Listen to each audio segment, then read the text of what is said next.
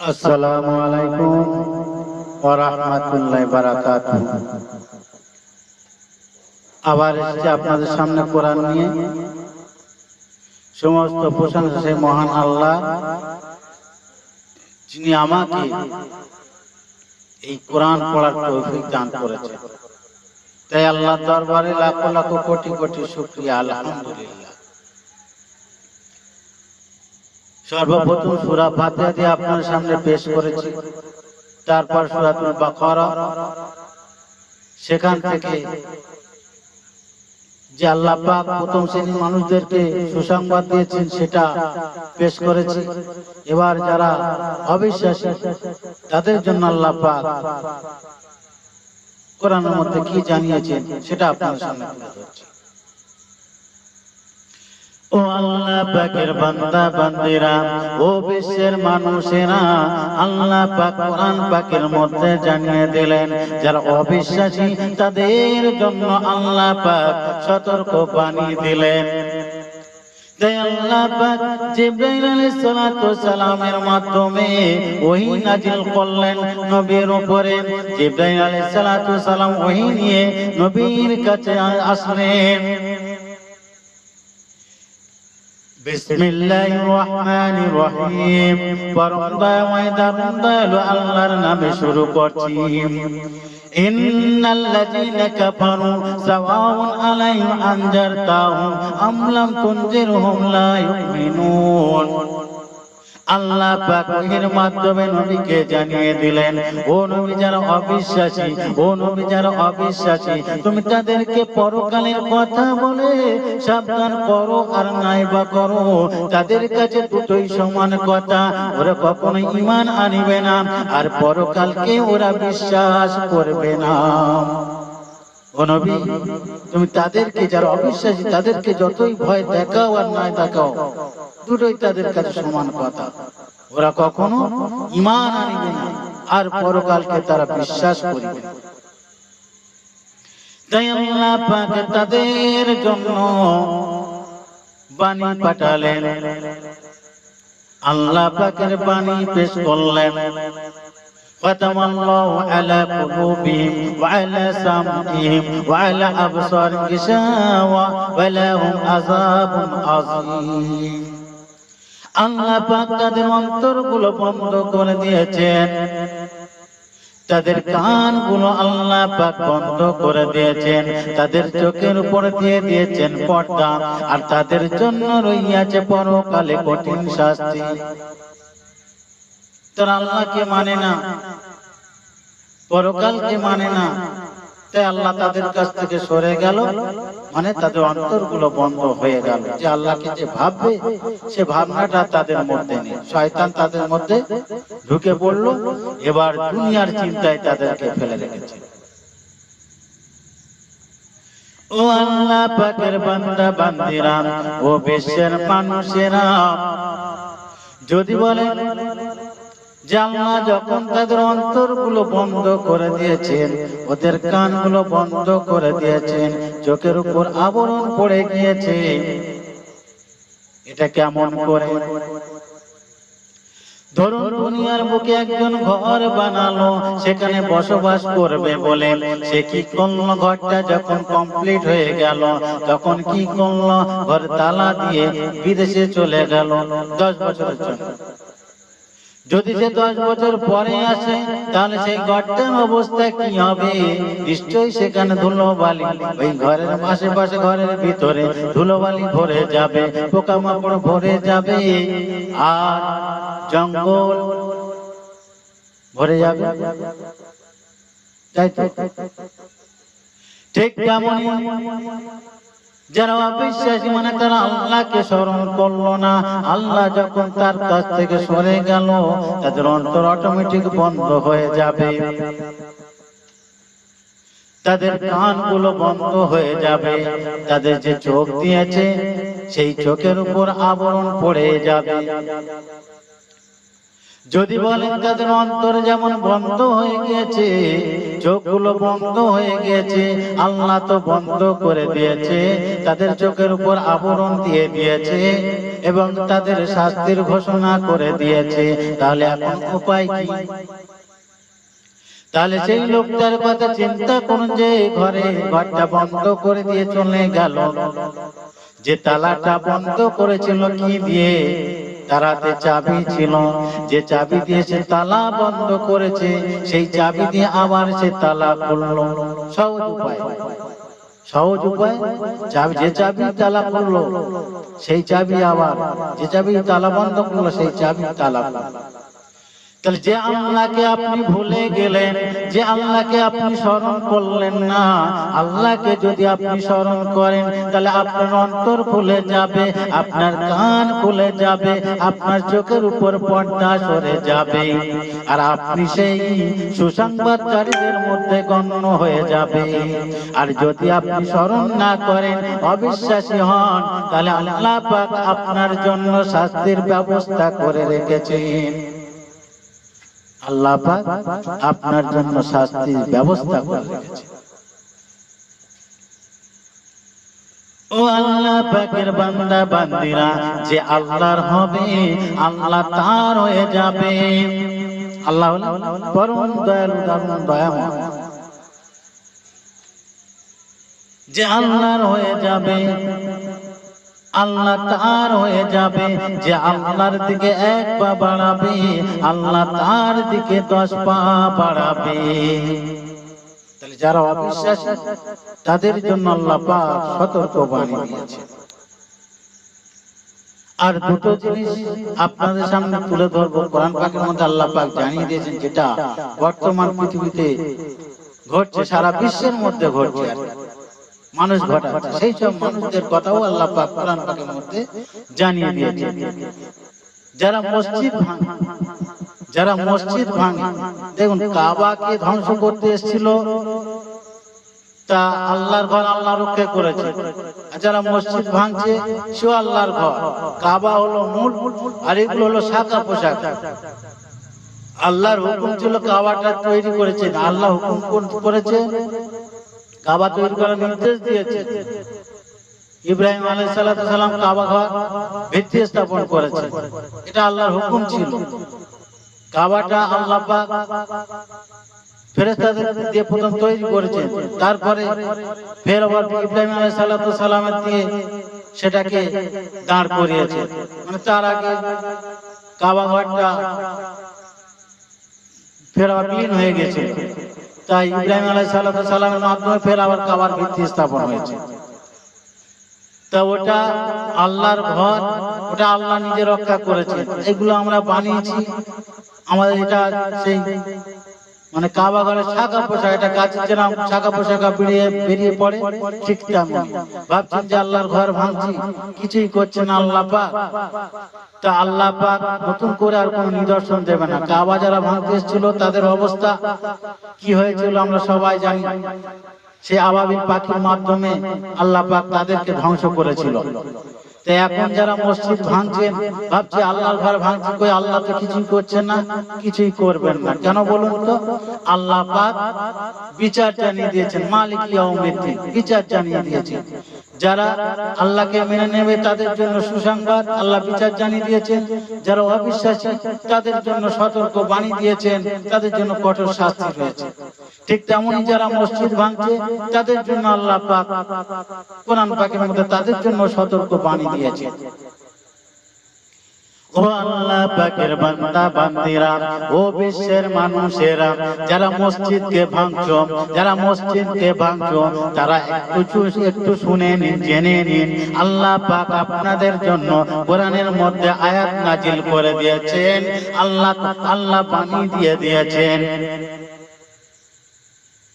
আল্লাহ পাক কোরআন পাকের মধ্যে জানিয়ে দিলেন, ওমান আজলামু মিম্মান মানাআ মাসাজিদাল্লাহি আইয়ুযকারা ফিহা মাসাওয়াফি কারাবিয়া উলাইকা মাকানা লাহু আইয়াদখুলু ইল্লা খায়ফিন লাহুম ফিদ দুনিয়া খিজিয়ুন ওয়া লাহুম ফিল আখিরাতি আযাবুন আযীম। আল্লাহ পাক জানিয়ে দিলেন, যারা আল্লাহর ঘরকে ভাঙছে আল্লাহ পাক তাদেরকে জানিয়ে দিলেন যে তার চেয়ে বড় জালিম আর কে হতে পারে। সর্বপ্রথম আল্লাহ পাক তাদেরকে জালেম বললেন, তবে শুধু জালেম না, সব থেকে বড় জালেম পৃথিবীর মধ্যে, সব থেকে বড় জালেম আর কে হতে পারে? যে আল্লাহর ঘরে ঢুকতে বাধা দেয়, আল্লাহর ঘরগুলোকে ধ্বংস করার চেষ্টা করে, তার চেয়ে বড় জালেম আর কে হতে পারে?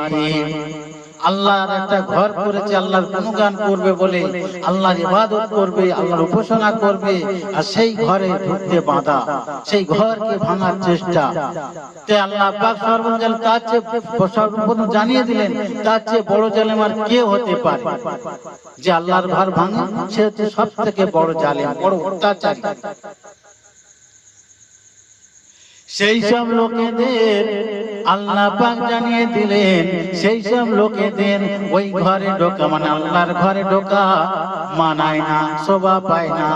আল্লাহ জানিয়ে দিচ্ছে যে আল্লাহর আমার ঘর ভাঙতে এসছে, ভাঙছে, আবার সে আমার ঘরে এসে আমার ঘরে আসবে, এসে আমার গুণগান করবে, ওর মানায় না, ওর মানায় না। তাই আল্লাহ পাক জানিয়ে দিলেন, যদি সে ভয়ে ভয়ে ঢোকে সেটা ভিন্ন কথা, মানে আল্লাহর কাছে তার জন্য কোনো গ্রহণযোগ্য না। আল্লাহর কাছে সে ব্যক্তিটা কোনো গ্রহণযোগ্য না। একজনকে সে আল্লাহর ঘর বানিয়েছে, সে আল্লাহর গুণগান করবে, ইবাদত করবে, তাকে সে বাধা দিল, সেই ঘরটা ভেঙে দিল, ও আবার কি করলো? আল্লাহর ঘর বানালো, কিংবা সেই ঘরে এসে আল্লাহর গুণগান করতে আসছে। তা আল্লাহ বলছে মানে ওর শোভা পায় না, ওর শোভা পায় না। তবে আল্লাহ পাক তার জন্য সতর্ক করে দিয়েছেন, এই দুনিয়ার মধ্যে যে আল্লাহর ঘর ভাঙে, এই দুনিয়ার মধ্যে সে বেঁচে থাকাকালীন অপমানিত, লাঞ্ছিত হতে হবে। আল্লাহ পাক জানিয়ে দিলেন তাকে এই পার্থিব জীবনে লাঞ্ছিত, অপমানিত হতে হবে, আর পরকালে তাদেরকে কঠিন শাস্তির দিকে নিক্ষেপ করা হবে। আল্লাহ পাক ফয়সালা দিয়ে দিয়েছেন, বিচার দিয়ে দিয়েছেন, তিনি মালিক ইয়াউমিদ্দিন। আখিরাতে বিচার হবে, বিচার হবার আগে সতর্ক করে দিয়েছেন, আগে সতর্ক করে দিয়েছেন, বিধান দিয়ে সতর্ক করে দিয়েছেন। আমরা যা করি না, যে থেকে দুনিয়াতে শয়তানের পাল্লায় পড়ে, শয়তানের প্ররোচনায় পড়ে আমরা এমন কিছু করে ফেলি যেগুলো আমাদের জানা নেই, যেগুলো তার ক্ষতিটা কতটা হবে সেগুলো আমাদের জানা নেই। তাই যারা আল্লাহর ঘর ভাঙছো তাদের জন্য আল্লাহ পাক দুনিয়ার মধ্যে মানে লাঞ্ছিত, অপমানিতর কথা বলেছেন। মানে যারা ভেঙেছে এই পর্যন্ত আল্লাহর ঘর, তারা লাঞ্ছিত, অপমানিত হয়েছে। এই কথা আল্লাহ পাকের কথা, সত্য কথা। যিনি স্রষ্টা, যে আল্লাহর ঘর ভেঙেছে তাকেও আল্লাহ সৃষ্টি করেছে। তা আল্লাহ জানিয়ে দিয়েছেন যে দুনিয়ার বুকে লাঞ্ছিত, অপমানিত হতে হবে, এটা হবে। আর পরকালে তো আল্লাহ পাক শাস্তির ব্যবস্থা করে, শুধু শাস্তি না, কঠিন শাস্তি। আরেক শ্রেণীর মানুষ আছে যে বিধান, যে কোরআন দিয়েছেন আল্লাহ পাক মানুষদের হেদায়েতের জন্য, শয়তান থেকে বাঁচার জন্য। আল্লাহ পাক জানিয়ে দিলেন শয়তানের তোমরা অনুসরণ করো না। আল্লাহ পাক জানিয়ে দিলেন শয়তানের তোমরা অনুসরণ করো না। কেন? শয়তান হলো তোমাদের প্রকাশ্য শত্রু, শয়তান হলো তোমাদের প্রকাশ্য শত্রু। সেই শয়তানের পাল্লায় পড়ে, সেই শয়তানের ধোকায় পড়ে কি করছে? আল্লাহ যে বিধান দিয়েছে, মানে যে মানে তার ভালোর জন্য যে কোরআনটাকে মানে পড়াচ্ছে, কোরআন ওর পা তুলে দাঁড়াচ্ছে তার ভালোর জন্য, ইহকাল শান্তি, পরকালের পুরস্কার তার জন্য রয়েছে। সে যদি এই কোরআনকে মেনে নেয়, না মেনে নিয়ে সে কি করছে? আগুনে পোড়াচ্ছে। আর কেউ পা তুলেছে, মানে কোরআনের সাথে বিভিন্ন ভাবে অপমানিত খেলা করছে। তাই আল্লাহ পাক তাদের জন্য সতর্ক বাণী দিয়ে দিয়েছে, তাদের জন্য সতর্ক বাণী দিয়ে দিয়েছে। ও আল্লাহ পাকের বান্দা বান্দিরা, ও বিশ্বের মানুষেরা, যারা কোরআনের সাথে খেলা করছেন আল্লাহ পাক তাদের জন্য সতর্ক বানিয়ে দিয়ে দিয়েছেন ওয়াল্লাযীনা কাফারু ওয়া কাযযাবু বিআয়াতিনা উলাইকা আসহাবুন নার হুম ফিহা খালিদুন ওয়াল্লাযীনা কাফারু ওয়া কাযযাবু বিআয়াতিনা উলাইকা আসহাবুন নার হুম ফিহা খালিদুন। আল্লাহ পাক জানিয়ে দিলেন আর যারা আমার এই হেদায়েতকে অস্বীকার করবে কিংবা আমার এই আয়াতকে মিথ্যা সাব্যস্ত করবে তাদের ঠিকানা হইবে জাহান্নাম, সেখানে থাকিবে তারা চিরস্থায়ী। আল্লাহ আমাদেরকে কথা দিয়ে দিয়েছেন যখন আমাদেরকে দুনিয়াতে নামাচ্ছেন আদম আলাইহিস সালাতু সালাম হাওয়া আলাইহিস সালাতু সালাম দুনিয়ায় পাঠানোর পর তারা যখন একত্রে হলো মানে আলাদা আলাদা ছিল, যখন আল্লাহর কাছে প্রার্থনা করলো আল্লাহ কবুল করলো, তারপর একত্রে হলো, একত্রে হওয়ার পরে আমরা পরস্পর আল্লাহ পাক আমাদের তাদের মাধ্যমে দিয়ে দুনিয়াতে পাঠাচ্ছে। আর আল্লাহ বলেছেন যে তোমরা যাও পরস্পর নেমে যাও আর তোমরা এখান থেকে গিয়ে যেখানে থাকবে যেখানে থাকবে, কেউ ইন্ডিয়া থাকবে, কেউ বাংলাদেশ থাকবে, কেউ পাকিস্তান থাকবে, কেউ চীনে থাকবে, কেউ আমেরিকায় থাকবে, কেউ দুবাই থাকবে, কেউ আরবে থাকবে, ইরাক, যত দেশ আছে যে যেখানে পৃথিবীর যে কোনো কোনায় কোনায় থাকো না কেন আল্লাহ বলেছেন যে আমার হতে তোমাদের কাছে হেদায়েত পৌঁছে যাবে। তা আল্লাহ কি করলেন নবীর মাধ্যমে, নবী থেকে সাহাবা থেকে পীর ওলি পর্যন্ত আমাদের কাছে চলে এসেছেন আল্লাহ পাকের হেদায়েত। সেটা হলো কি এই কোরআন। এই কোরআন কি মানুষ জাতির জন্য হেদায়েত, ইহকালের শান্তি, পরকালের পুরস্কৃত সে পাবে সে যদি মেনে নেয়। তার ভালোর জন্য কোরআন সে কি করছে, কোরআনটা আপনি জ্বালাচ্ছে, কোরআনের উপর পা তুলে দিচ্ছে, কোরআনের সাথে বিভিন্ন খেলা করছে।